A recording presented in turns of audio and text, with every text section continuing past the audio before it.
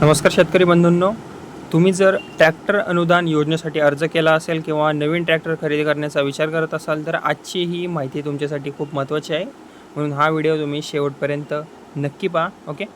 आता जी पहिली अपडेट आहे याबद्दल जर सांगायचं झालं तर आता महाराष्ट्र शासनाच्या कृषी यांत्रिकीकरण योजनेअंतर्गत ट्रॅक्टर अनुदान योजना सध्या सुरू असून शेतकऱ्यांकडून अर्ज स्वीकारले जात आहेत. महा-डी-बी-टी पोर्टलवरून पात्र शेतकरी आता ऑनलाईन अर्जसुद्धा करू शकतात. ओके. आता सर्वात महत्त्वाची जी अपडेट आहे यामध्ये ती आहे की या योजनेअंतर्गत पात्र शेतकऱ्यांना आता ट्रॅक्टर खरेदीसाठी 40% ते 50% अनुदान दिले जात आहे. महिला शेतकरी असतील, अनुसूचित जाती असतील, अनुसूचित जमातीतील शेतकऱ्यांना आता अधिक लाभसुद्धा मिळत आहे. ओके. त्यामुळे जास्तीत जास्त तुम्ही अप्लाय करा. यामुळे ट्रॅक्टर खरेदीचा आर्थिक भार मोठ्या प्रमाणात खूप साऱ्या शेतकऱ्यांचा जो आहे भार तो कमी होतो. ओके. तसेच आता अनुदानाच्या रकमेबाबत बोलायचं झालं तर आता विविध श्रेणीनुसार ट्रॅक्टरसाठी साधारणपणे 1,00,000 ते 1,25,000 रुपयांपर्यंत अनुदान दिले जात आहे.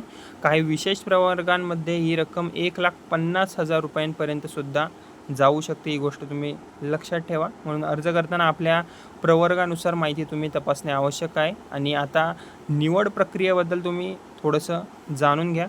ओके. आता महा-डी-बी-टी पोर्टलवर अर्ज केल्यानंतर लाभार्थी निवड संगणकीय लॉटरी पद्धतीने केली जाते. ओके. म्हणजे अर्ज केल्यानंतर त्वरित लाभ मिळेलच तुम्हाला असं नाही आहे. सोडतीमध्ये नाव आल्यास पुढील प्रक्रिया पूर्ण करून अनुदानाचा लाभ तुम्हाला मिळतो. ओके. आणि एक महत्त्वाचा नियम तुम्ही लक्षात ठेवा की एका कुटुंबाला एकाच ट्रॅक्टरवर अनुदानाचा लाभ दिला जातो. जर कुटुंबातील एखाद्या सदस्याने यापूर्वी ट्रॅक्टर अनुदान घेतलेले असेल तर नवीन अर्जावर परिणाम त्यांचा होऊ शकतो. ओके. त्यामुळे आता एका कुटुंबाला म्हणजेच की एकाच ट्रॅक्टरवर लाभ कुटुंबातील सदस्याच्या नावावर आधीच ट्रॅक्टर असल्यास ओके किंवा पूर्वी ट्रॅक्टर अनुदान त्यांनी जर त्या शेतकऱ्यांनी घेतले असल्यास नवीन अर्जावर त्यांच्या निर्बंध लागू शकतात. म्हणजे त्यांचा अर्ज फेटाळला जाऊ शकतो. ओके. आणि तसेच लॉटरी पद्धतीने निवड महा-डी-बी-टी प्रणालीद्वारे मात्र अर्जदारांची संगणकीय सोडत म्हणजेच काय लॉटरी काढून लाभार्थी निवडले जातात यामध्ये. त्यामुळे अर्ज केल्यानंतर निवडीची प्रतीक्षा करावी लागते अनेक शेतकऱ्यांना. ओके. तसेच आता कागदपत्रांबद्दल बोलूया आपण. ओके. अर्जासाठी तुम्हाला आधार कार्ड, 7/12 उतारा, ओके, 8A उतारा, बँक पासबुक, ट्रॅक्टरचे कोटेशन, मोबाईल नंबर आणि आवश्यक असल्यास जातीचा दाखलासुद्धा आवश्यक असतो. ओके. त्यामुळे ही तुम्ही खात्री करून घ्या तुमच्याजवळ या सगळ्या गोष्टी कागदपत्रे असली पाहिजेत. ओके. आणि अनुदान वितरणाबाबत शेतकऱ्यांची आता प्रतीक्षा चालू आहे. कारण की राज्यात अनेक शेतकरी ट्रॅक्टर खरेदीनंतर अनुदान जमा होण्याची वाट पाहत असल्याच्या तक्रारीसुद्धा समोर येत आहेत.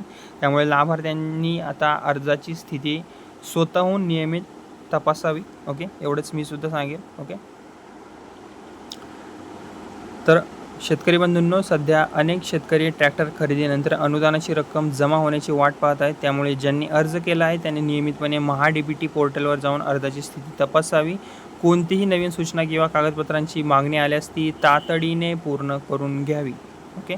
तर शेतकरी बंधूंनो, जर तुम्ही अजून अर्ज केला नसेल तर लवकरात लवकर महा-डी-बी-टी पोर्टलवर तुम्ही जाऊन अर्ज करा. कारण पात्र लाभार्थ्यांची निवड लॉटरीद्वारे केली जाते. ओके.